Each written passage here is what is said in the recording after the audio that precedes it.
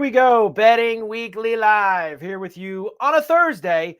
Mike Carver along with Doug Kezirian as we get ready for all the action tonight. Start of Week 11 in the NFL. Jets, Patriots in Foxborough. Big number to talk about there. We have got hockey tonight. We've got NBA tonight. Light schedule there, just a couple of games, but we'll get into it. We've got college football this evening, college hoops this evening. As always, a very full slate here on Betting Weekly Live, of course, part of Betting Weekly Studios, Bet Rivers Network. Great to have everyone with us. Doug, good to see you as always. And we got back on the horse last night, baby. We needed a little wild third period in Chicago to do it between the Devils and the Blackhawks, but we got there again with the Daily Double. Like I said, every play of mine is boosted because you automatically win your best bet. So just on a roll. I think that's 8 straight now for you.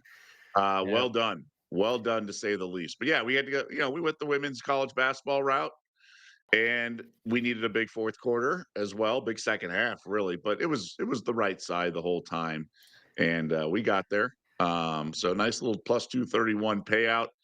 Got to be honest, beginning of the show, sometimes I don't know what I'm going to go with, and that's the case today. So I only have a couple options. We'll see what I end up going with. I was kind of going back and forth too as we were coming on the air as well. There's a couple of things I had my eye on tonight. I always sometimes feel like I should stick with the hockey because it's been so good to me. But some of these nights that we have football, I like to stray over there if there's something that I really like. So we will get into that tonight. And one other thing, I'm glad you texted. One bet that I forgot to make, and then you texted me, was the UMass bet because I was running off to a softball thing for my daughter. And then I went and looked at the score and saw 35-0. And then I saw someone tweet us that they set off fireworks when they were down 40. They got on the board and kicked that field goal late night. Nice effort by UMass in Maction last night. Like I said, dead last in offensive efficiency, dead boy. last. Usually it's one and the other one's like, fifth worst or so. Just dead last in both. They really are pitiful. Looking back at some games, Kent State was only like a 2-point home favorite earlier this year. Some of these, it was free money in a lot of ways. The chat box is rolling with us, which is what we love to see. And the Amish farmer checks in. He did get that new barn after hitting the Daily Double last night. That's right. Yeah. Nice. There. It was a sweat I saw too from someone in the hockey, but that's what makes it fun.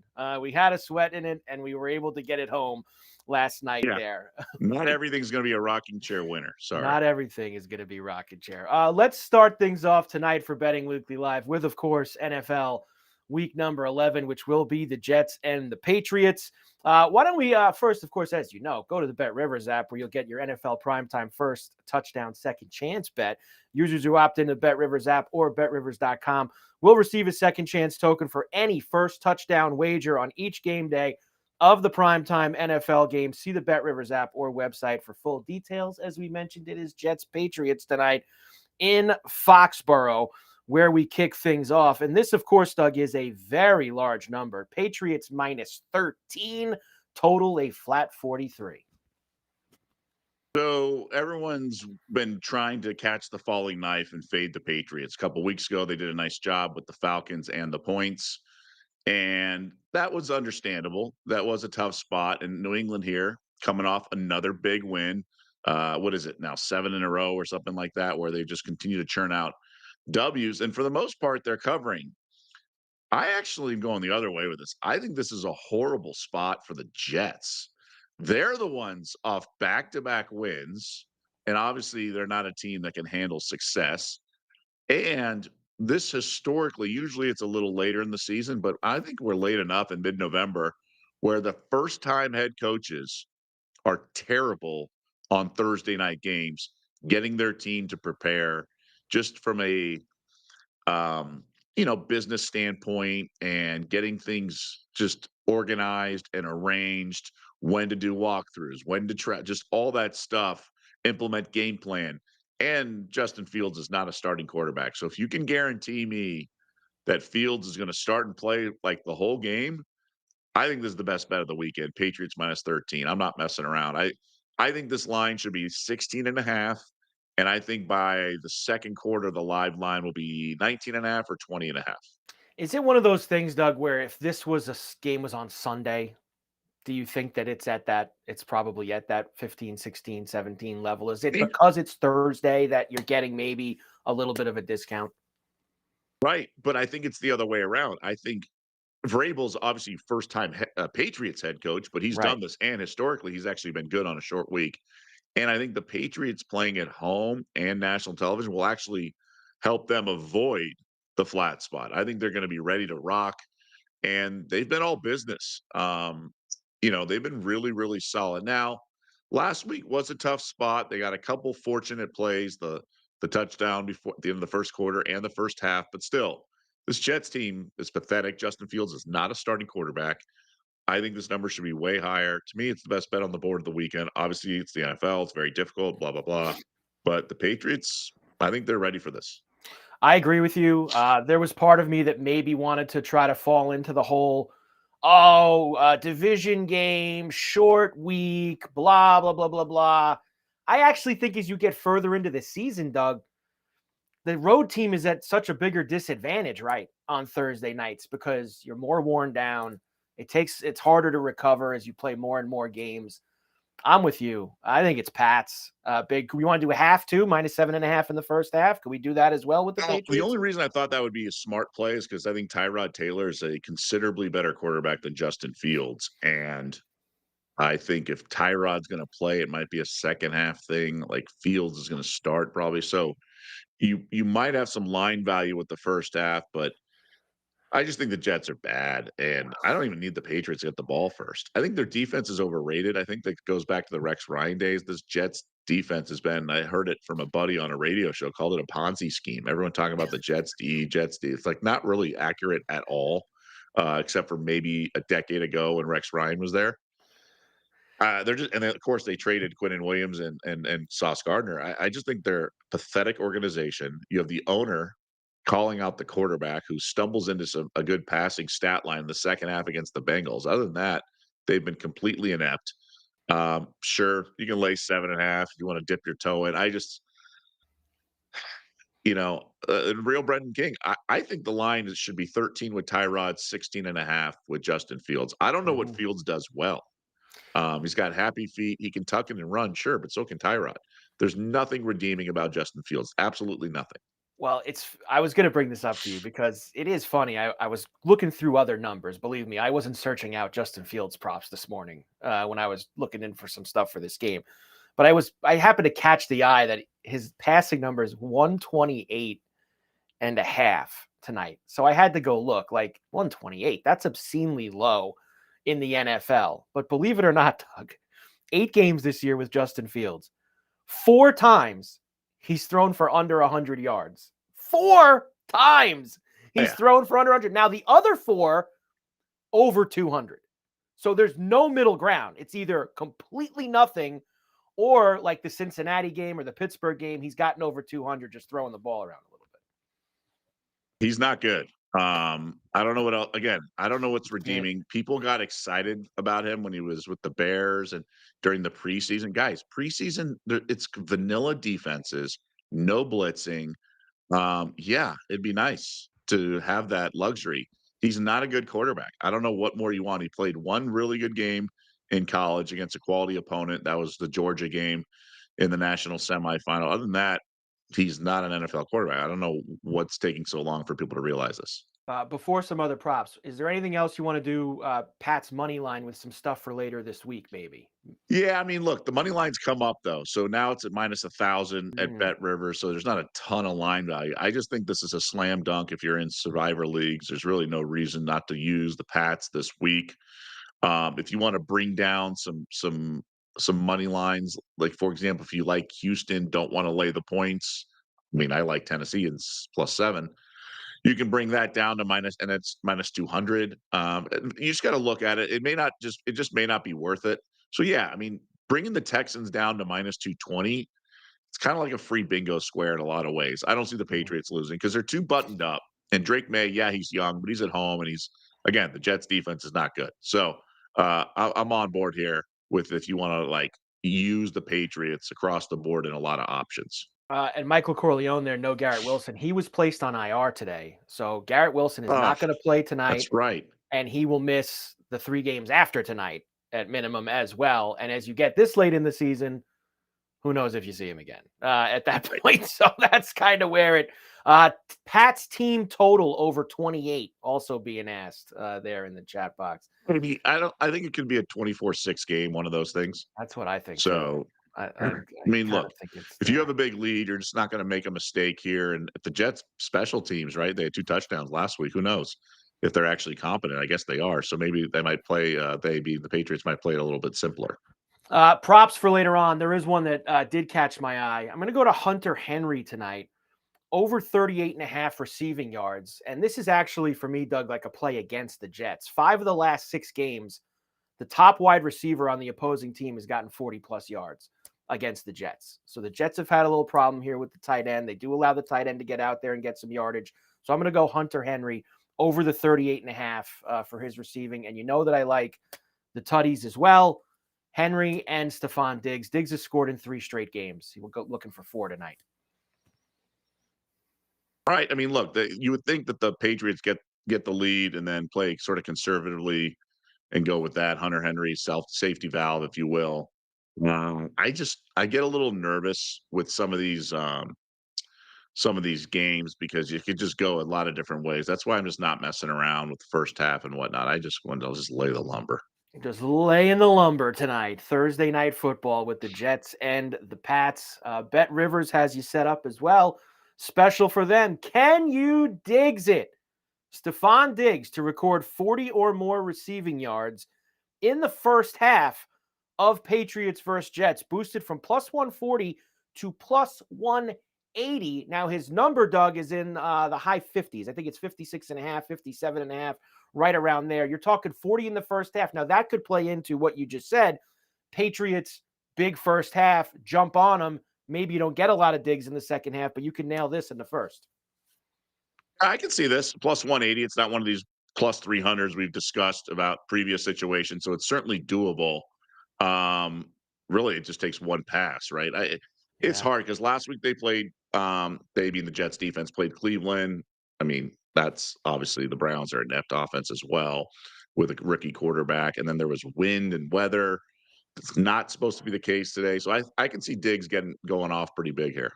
Let's go there tonight for Diggs at Bet Rivers with that special. Can you Diggs it? All right, NFL, there it is, Week 11, Pats Jets to kick things off tonight. All right, NBA, a little bit of a lighter night. Only 3 games tonight. Another crazy night last night. I know you watched a ton of NBA. Curry going off in the second half for the Warriors. You had Joker scoring more than the entire starting lineup for the Clippers. You saw that get thrown around all day today. So a pretty fun night in the NBA, but only 3 games tonight. And we will start with the Raptors and the Cavs as the first one, just after 7 o'clock East tip here. Minus 7.5 at Bet Rivers for Cleveland, 238.5 the total. Very impressive win by Cleveland to bounce back from that alley-oop loss in Miami and to go take care of business also in Miami without Donovan Mitchell. So good work by them. Obviously, Kenny Atkinson's done a wonderful job there, coach of the year a year ago. No Garland tonight. Raptors are a tough team. I like them. Them and the Jazz are like my teams. The Raptors were really my team last year. I think their coach is a psycho. I like them. I think they're going to go over their win total eventually. This is a tough line because the Cavs can explode, but it's also a little bit of a flat spot. So I lean over here. It's a big number, but we saw with this performance in Miami back-to-back games, this Cleveland's team's not afraid to run up and down, chuck a lot of threes, give up a lot of points. I think the Raptors want to play. If you look at Toronto's offense, they can score. Very unselfish. They kind of overpass, to be honest. But I'm leaning to the over here. I am as well. I think that's really the only way that I would probably get involved. The immortal Darko Rajakovic, the head coach of the Toronto Raptors, one of the all-time greats. Up and away, Doug. 238.5 would be the only way for me too in that. Next game for you. The Pacers are in Phoenix against the Suns. Suns minus 4.5, 232.5. Suns have played pretty well here recently. Yeah, they got the big win last night, and I wonder this Indiana team, if they had any other coach, I'd be betting against them every night. Hmm. The problem is I have so much respect for Rick Carlisle, and they've been nicked up with injuries and things like that. This line was 3.5 overnight, went to 4.5. I agree with the line move. I think the Suns team, and I said it last night, we were breaking down them against the Mavs. Like, they're good. Like, the pieces fit. Um, Grayson Allen's a nice piece. Gillespie off the bench. It's too bad Jalen Green's hurt because he played well the game and a half he played before he hurt his hamstring. But everything's been running through Booker. He's a willing passer. Guys like Royce O'Neal bomb. They're a really competent team, and I can't say that about this Indiana Pacers team. They just gave up 154 to the Jazz. I like Rick Carlisle a lot, but I think this team is just like punting on the season. I mean, they're 1-10. Um, they're not good, and I really don't think this team is going to do anything towards coming back. Now, Matherin's been hurt, and he's played 2 games. He's averaged 31 in those 2 games. So maybe when he comes back, things are different. I'm not sure. Is McConnell supposed to come back? Because he's been a big McConnell absence, and he's tonight. kind of brings him an edge for anyone who watch. He's supposed to be out a month, and he missed a month. So I think the key is anyone who can tell is I've been playing hurt today. I have a pretty sore throat and stuff. But this is a team that maybe when they're at full strength, I think they need Matherin back. But missing McConnell and Matherin, and they've missed some other guys for other games, it's just not the same. I mean, they start Tony Bradley, and Siakam's just not a guy you want to go through. It is a back-to-back for Phoenix, but it's also a long road trip for the Pacers. So I'm on Phoenix here, but with trepidation at 4.5. But I still think they can roll them. This is going to be an offensive frenzy for both teams, so I do like the over as well. McConnell in tonight, not on the injury Okay. report for the Pacers this evening. So you should get him. But like you say, the tough part is they're 1-10, and included in like the last week or 10 days or so. In those 10, they've lost to the Nets and the Jazz. In that, those. Grayson Allen over 3.5 threes again. I mean, he had 4+ finally. He had 3 in the second half last night. You want to run it back? Let's go. You want to go back to I wouldn't bet Grayson? under. I would not bet under, but I like the over here. I think the over is probably a good bet. 232 for the total. And of course, Grayson Allen with those threes. The third game tonight, your Jazz. We'll just call them that. Your Jazz, get it done. Again, they are now 4-7 on the season now, the Utah Jazz. And they have the Hawks in town tonight. Hawks, the road favorite here, -2, another 233.5 here. I think Utah gets them. I mean, this is how I thought they would get over their win totals. These types, the East Coast teams on the West Coast trip, altitude. I think the over, honestly, famous last words, but I think it's 15 points too low. I think over is a banger here. I'm taking over 233.5. The Hawks will run with you, and they have no regard for defense. And honestly, these coaches, some of them have given up on making their teams play D. So throughout the course of the regular season, they just let them go. So I think this could be a 135, 125 game, something like that. They just dropped a $133 in Sacto. I don't know, man. I think this flies way over. Well, 2 things here. Number 1, Jazz adjusted win total 20.5 right Okay, now. so it was 18.5. Yeah, so we're slowly I'd still notching go up. over. Gone I'd up still to go gone over. up 2 to 20.5. And secondly, we like all these overs. Only 3 games tonight. We like all the overs. Obviously, if you want to have a little fun, about the Betting Weekly Live NBA up and away tonight, Doug, at plus 582. All 3 overs. Come on. 3. Is there a grand salami we can do? All I think 3. that's the one bet. I think it's the one bet I've never bet in my life. The hockey grand salami. Hockey, NBA, NFL, they have them all. All of them. Really sharp guy a couple of weeks ago on a Sunday, NFL bet the under. He's like, text me throughout the day. We're texting about the usual stuff. And he goes, by the way, I was looking good with my under grand salami, and all these afternoon games are flying over. I'm like, who the heck? This is like a really sharp better. And he goes, well, there was all these weather and wind games. So he just thought there was a great line value on the under for the grand salami, and all the overs hit in the afternoon and burned it.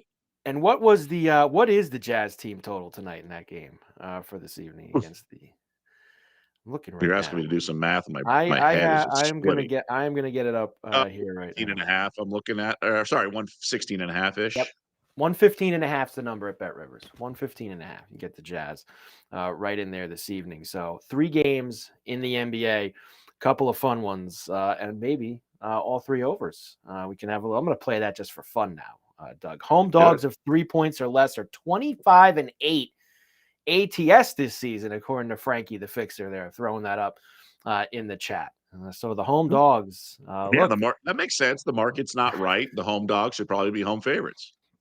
they probably should. So Jazz tonight in that spot. Most of the Cavs sat last night. Shouldn't be tired. We know Donovan Mitchell did sit last night, and he will be in there tonight for Cleveland. So we do have that in our direction.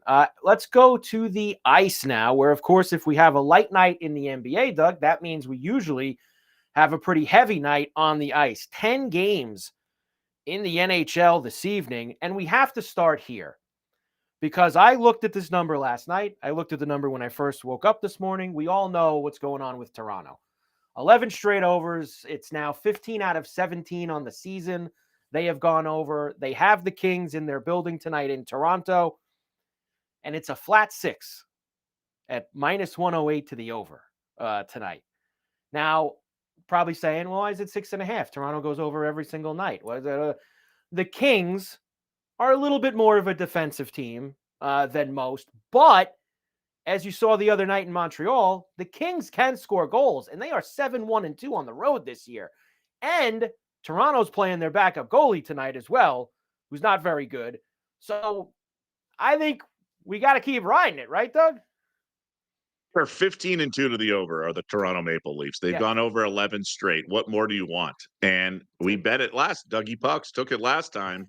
So we already got house money. We're committed to the cause. So let's say I lose here. So what? I lose juice because we took it in the last game. So I will be rolling with it. And I do think the one concern you have in these types of things, this is just from like a macro standpoint. I mean, they're only 500. If they were like way under 500, I'd be thinking they might want to change their strategy and things like that. But things are going well enough for them that I don't think they're going to disrupt things. And they're the ones sometimes getting the overs. It's not just they're the pathetic defense or something like that. So, like you mentioned, the Kings may not be able to play their style and have to adapt accordingly. And thus, let's go with the over 6. Go with the over 6. LA and Toronto tonight. And I think the Kings are going to win the game too while it goes over, because Toronto's having all kinds of problems recently as well. They've lost 3 in a row, the Maple Leafs, during all these overs. A couple of other spots for you. Now, there's a lot of backup goalies tonight, Doug. In fact, you have a few games where it's double backup goalie. Dallas-Montreal is double backup goalie tonight. The game I'm going to talk about, Boston-Ottawa, is double backup goalie this evening. You have got Tarasov in tonight against Washington. Pickard's playing for Edmonton against Columbus. So you do have a lot of the backups that will be in there. As far as Ottawa and Boston goes, the Bruins, of course, have won 7 in a row. 6 of those 7 games, Doug, have been to the over. They've played 7 of 8 to the over overall. Both backups are in. This kid for Ottawa, he's only started 3 games so far this year, and his goals against is around 4. That is Merlainen, who's playing in the pipes for Ottawa. This is a flat 6, minus 115 to the over. This is the one total that really caught aside from, of course, our Toronto, which has been good to us every night. This is the other total that really caught my eye tonight, with a couple backups and the Bruins playing lots of overs. Let me ask you this about the backup goalies. Like, I make fun of load management all the time in the NBA. Why do goalies need days off? Well, look, in mid-November. Well, I'll say it to you like this. This has changed a lot over the years, similarly to the NBA with the load management. I think back in the day, 80s, 90s, etc., guys like Patrick Roy and Marty Brodeur and Dominic Hasek, they played 75 games a year out of the 82. I mean, they were in there every single night. And then somebody came around, Doug, with the computers and with other things, and they started saying analytics. And, well, if we play the goalie this amount of games, and maybe we should only be playing them 60 out of the 82. And some teams maybe don't have a goalie that great, and they're going with a 1A, 1B, and they're doing a 55-30 split, somewhere in that area. So I think that the game has kind of changed for 2 reasons. One, you don't have as many no doubt about it, high-level goalies as you used to have in the NHL. There's a lot more tandems. And two, I think that they started doing their analytical data and found out that they should not be playing the goalie 75 games a year. I think that those are the two things. The tandems make sense, obviously. So the analytics, does that show that the goalie is better in the playoffs or avoids injury? Because my whole thing with load management, if it were working, great, but we have stars out injured all the time in the postseason. It's not like the load management preserves injuries. It doesn't Right. work. Well, in fact, I'll take it this way too. Even in the playoffs now, and you know this, I'll do the same thing back in the day. You know, you had to have the one goalie who's hot and keep him in there.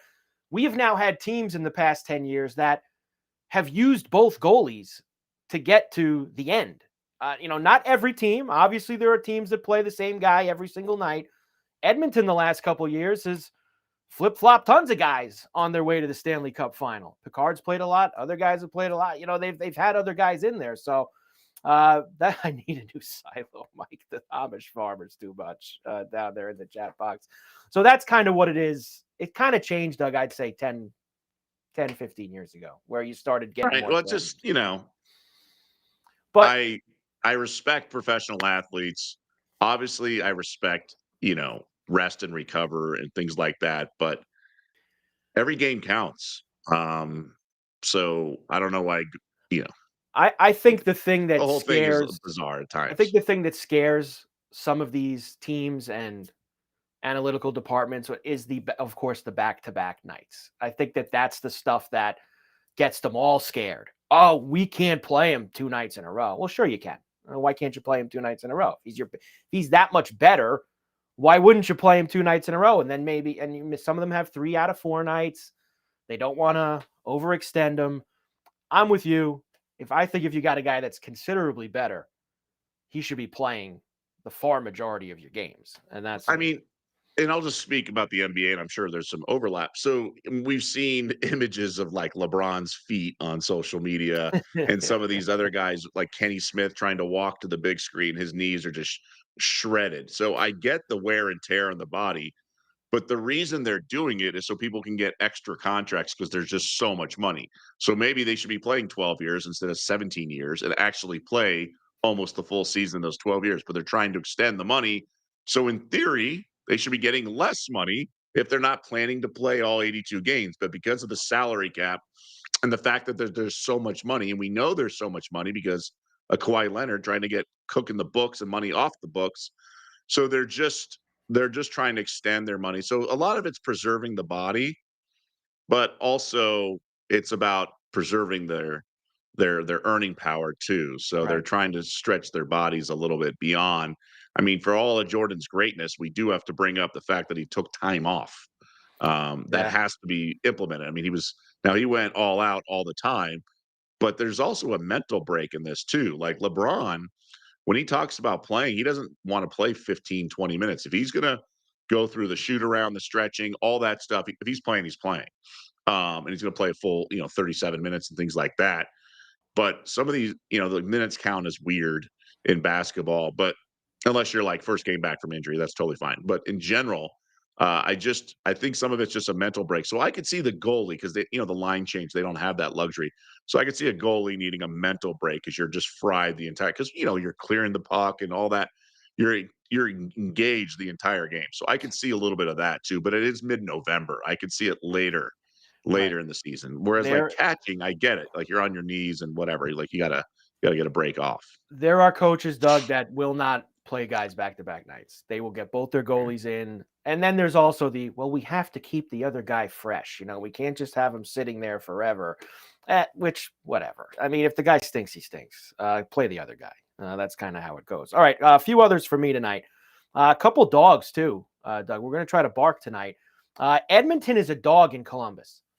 Now, that doesn't sound right to anybody, really doesn't. But I guess there's a few things at play here. One, Edmonton played last night in Philadelphia, so back-to-back for them. And two, they're starting Picard tonight instead of Skinner, their backup. But I'm sorry, Doug. Edmonton's a lot better than Columbus. They played them a couple days ago there in Edmonton. Columbus actually was winning that game, and they collapsed. And that was the night that McDavid had that highlight reel goal behind the back and led the charge for the comeback. Filthy. So I am going, you're not going to get Edmonton too often plus 102 against the team that they are considerably better than. So I will go there for one spot.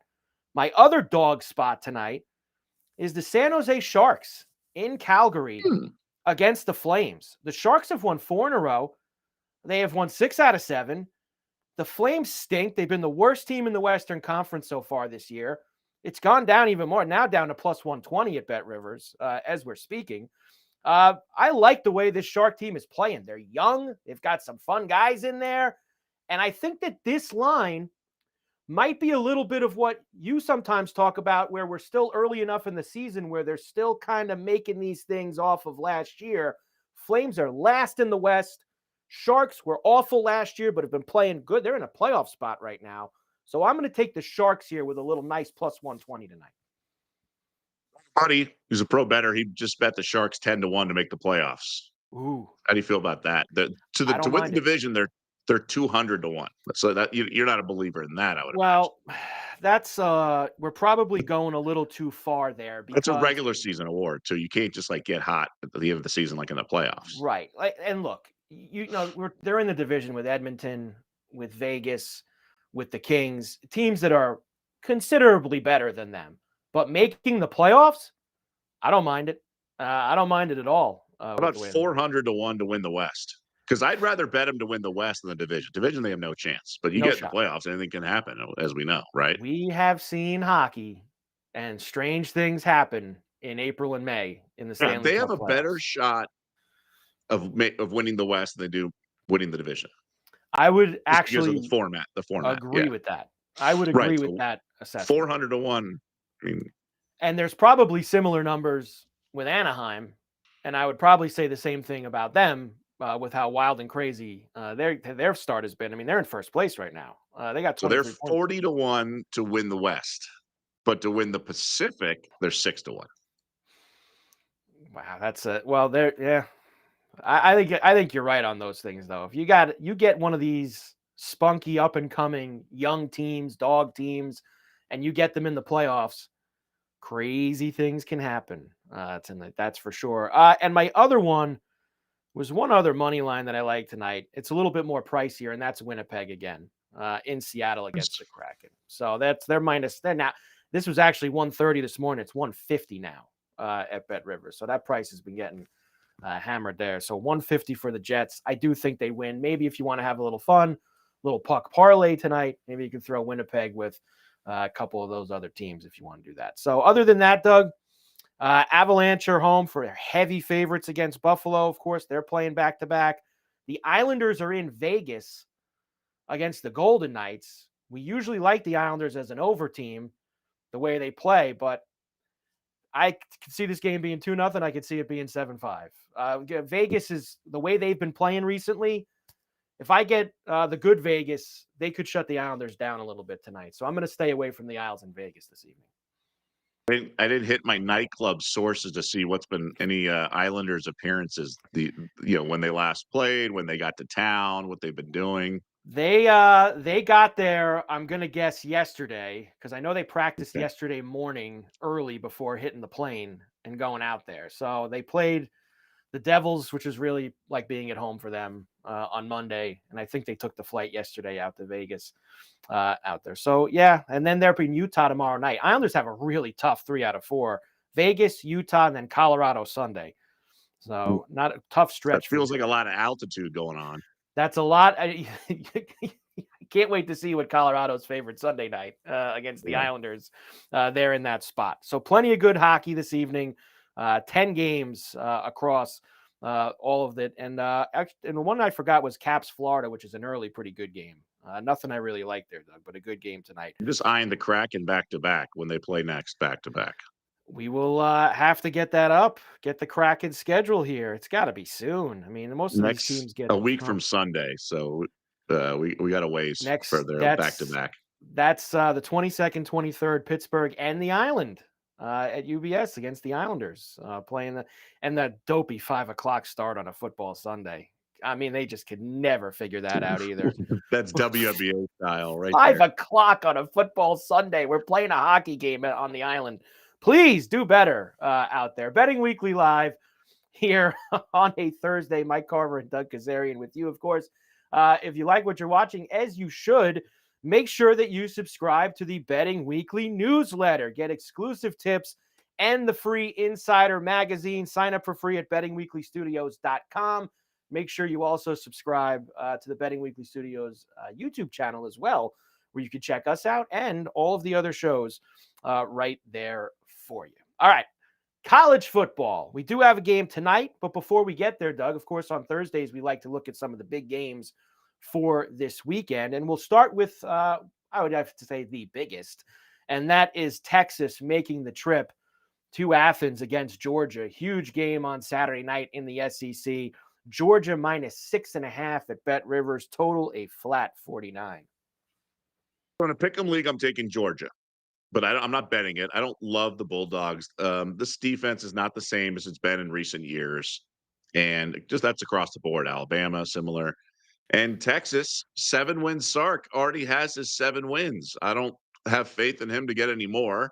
I know everyone wants to say, oh, that was such a big win against Vandy, blah, blah. They're not that good. I will say this. Something that I've been doing a lot lately, and I really wish I've been doing it all year. Georgia is a terrible first quarter team. Let me just run some stats by you. So they rank 57th in the country, averaging 6 points per first quarter. Okay. They rank 102nd in the country, allowing 7.4 points in the first quarter. I mean, we're talking about one of the top teams in the country. That includes the stats include some of the cupcakes they faced in the beginning of the year. They've been outscored in the first quarter this year. It's just ludicrous. I mean, look at what they had last week against Mississippi State. They're down 7-0, and I think rip off like 35 straight points. They're not good in the first quarter. They're bad starters. So I'd look at Texas first quarter +1.5, -134. With those defenses, often if you do like the distribution of outcomes, like how often these two teams are tied 0-0 or 3-3, let alone Texas winning the first quarter. So I would probably so what happens is you're going to get a better live line always in the first quarter. You're going to get, in this case, -4.5. If they're down 7-0, you're going to get -4, 3.5. They're just bad at starting games. And let's say they do start well and are up 7-0. Okay, fine.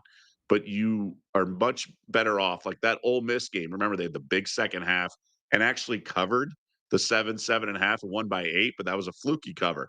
Just imagine if you waited, you're laying 4. And it's such a cleaner. You wouldn't have needed a 2-point conversion, all that. So being number sensitive is really important. And there's always line value against Georgia because these odds makers are lazy. That's their word. I did a story on this. That's their word. But basically, they take the game line 6, 6.5, and then do the first half line 3, 3.5, and then do the first quarter line. It's all commensurate with the game line. They don't overthink it. They let the market. They wait for a respected pick, in this case, to come in on Texas +1.5 in the first quarter. So that's why the lines have value if one team is typically a bad first quarter team. Michael Corleone, great question. That always worries me. I've talked to one guy who does like Texas, but you're right. Kirby Smart, he is the best halftime adjuster. Frankly, it's in game. It's not even halftime. He'll do it by the second drive.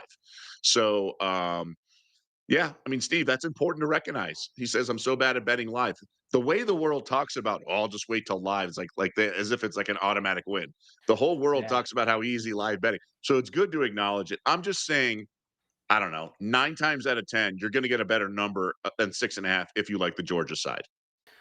I really, I'm torn on this one, Doug. I don't know where I'm going to go in terms of a side or where I would go if I had to in pick'em leagues, etc. I know that Kirby Smart's dominant against top 10 teams at home, right? Was it 8-0, 7-0, 8-0, something like that?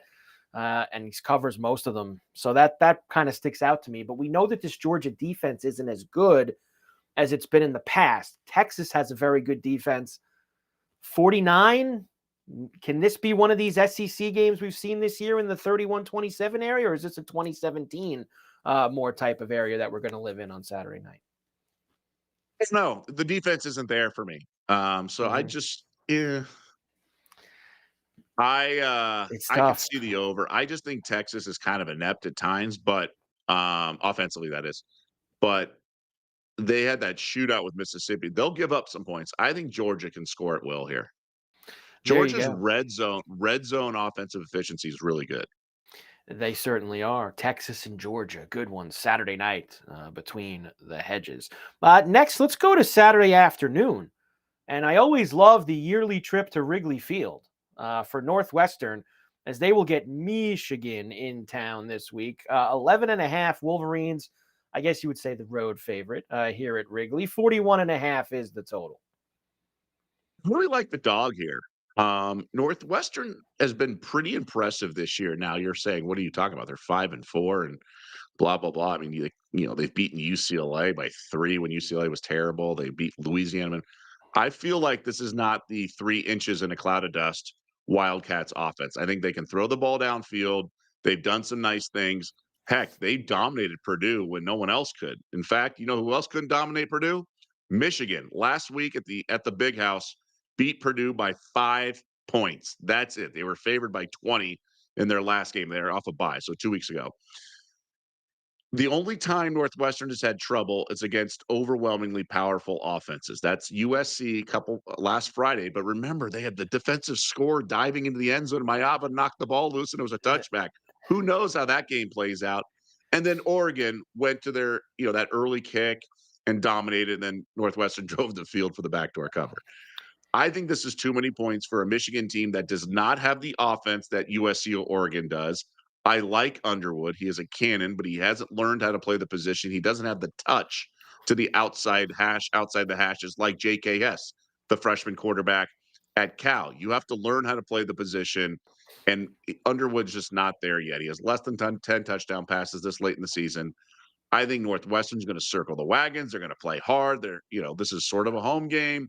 I think 11.5 is going to be one of those ugly games. Do I love this bet? No, but I'm definitely taking the Purple Cats in the 11.5. They're a blue collar team, and they have played hard in these games. And look, if you just looked and saw 38-17 against USC last week, you'd probably go, they were in that game. You had the Heward kid pretending to be the punter on that fake punt play. Well, that's right. Brock Heward's nephew. That play kind of changed the game. And then the play you brought up with the ball going through the end zone, there was a couple of plays there, but Northwestern was hanging around out there at USC. So I'm with you.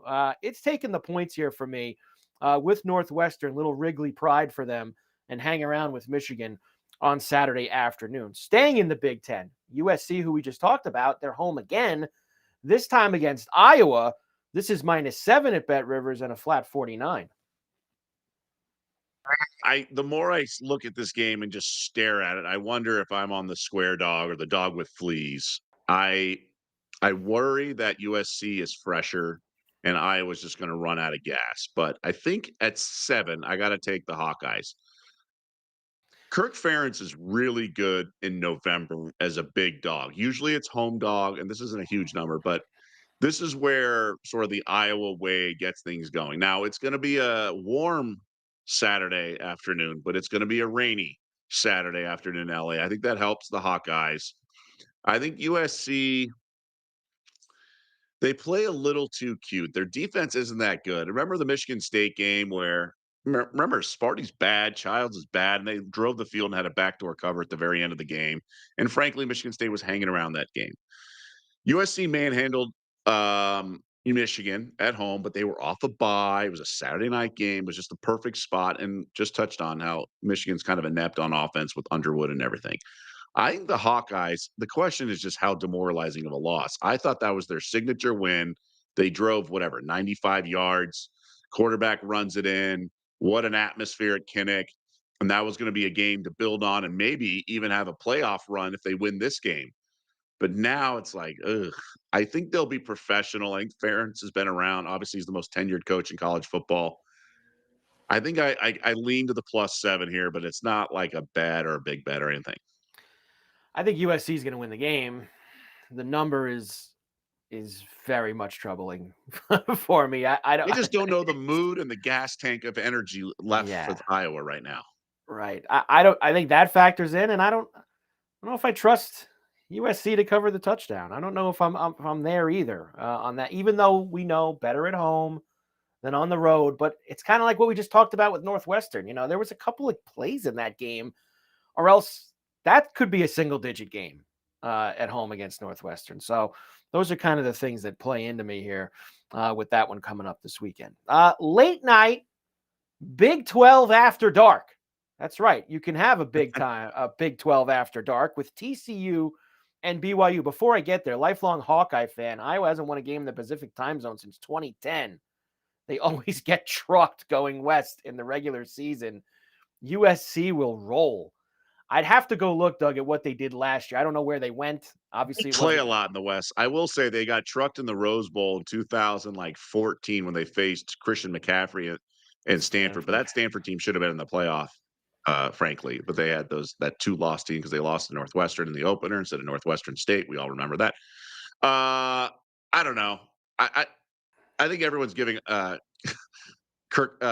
Lincoln Riley a little too much credit. His defense is still stink. He still plays soft, all that stuff. In terms of last year, keep in mind this was I'm on the wrong team here, so I apologize. They lost at UCLA 20-17 last year when they went west. They lost at the Rose Bowl to UCLA last year in November. And that was a bad UCLA team. I remember that game. That was like a Thursday or a Friday night game, and they lost. I was on Iowa that night, Doug. I remember that. Yeah, it was 2017. They lost. That was the only West Coast trip they had last year. They were 6.5-point road favorite and lost outright that game against UCLA. It happens. Let's go back to late night Big 12 after dark. TCU and BYU in Provo -3.5. BYU coming off their first loss of the year at Texas Tech last week. We have a 51.5 total. Could we get a little Big 12 after dark here, Doug? I'm pretty disappointed in TCU. I had them last week against Iowa State, which had lost 4 straight, failed to cover 4 straight. Rocco Beck only throws for 100 and change, like 110 yards. And they just couldn't do anything. They dominated the box score. They gave up a punt return at the end for a touchdown to give up the lead. I think BYU responds here. They've been a pretty good team. Remember, they've answered a lot of calls where people thought they'd get smoked or at least lose, and they did. Now they always get some calls that are head scratching, so you got to factor that into the handicap. Frankly, it's BYU or pass for me. Both of these teams have been playing some lower scoring games, I guess you could say, lately. So as much as we want the zany late night crazy game, we might get the opposite, the late night snooze fest in Provo with 14-10, 20-17 type of game. You might get that. I kind of lean to the underdog in that situation with TCU and BYU. Yeah, I'm with you. This late in the season, sometimes things slow down a little bit. Yeah. Players aren't as fresh, banged up, all that. And there's a lot on the line for BYU. You know, they're still right in that 12-13 range, still with a chance to make the Big 12 title game. There's still some things in front of them. A little tighter to the vest for them. So there you go. Some of the big games on Saturday. Of course, tomorrow on Betting Weekly Live, we will go through the rest of the games that we like for the weekend. We actually have, as you mentioned the other day, Louisville-Clemson Friday night in college football. But we actually have a game tonight as well. Fun Belt, I guess. Troy at Old Dominion tonight for you. One football game for us. If you want to flip over, if the Patriots start hammering away on the Jets, Old Dominion -10 against Troy, 53.5. So I was looking at this overnight. Old Dom, great opportunity, national television. They should be ready for this game a lot more. But the number keeps coming down. I kept thinking the line's a little too high. Now it's 10. Okay. If we get some more steam here and it gets to 9.5, I'll probably play it. It's just a little too high for my liking, but I'm not grabbing the dog here with the Trojans. I think Old Dominion's going to be really up for this game. I think it's a great opportunity. It's not college game day, but it's a couple notches below, so it's up there for the Monarchs. But I like Old Dom here, but merely a lean. But if it gets to 9.5, it's a play. Troy has had some decent showings on the road this year. In conference and even out. I think they only lost by 10 or 11 to Clemson when they went on the road there. So I think it would, and the Troy quarterback, Tucker Kilcrease, will start tonight. I like the dog, Doug. Give me Troy. They've been in these spots. This is new for ODU. Big primetime game. Troy's been around the Fun Belt the last few years. They've played in plenty of these. Too many points. I hope You see, ODU wins. Maction's wearing off on you. You want the weekday dog here. Weekday, well, you know what? I'm going to get it probably tonight because, as I said, I never got to put UMass in last night as the dog at home. Now I will get paid back because I will get this in. Troy Well, getting my the Miami of Ohio didn't get there. Although, you know who else didn't get there? DeQuan Finn, the starting quarterback I oh, was banking on. I think he played one snap. So, yeah, jeez. nice injury report there, Red Max, Hawks. Max they got to go to the SEC way of injury reports. They got to give you all the information, not give you just nothing. There you go for tonight's college football action. Hoops as well this evening. We do have a couple games to note, especially one really good game of note tonight, and that will be Purdue and Alabama this evening. Right now, this one, I believe Alabama still, I saw at Bet Rivers before it was 3, and that is a 3.5 for Bama now with the big 172.5 total. But Purdue's really good.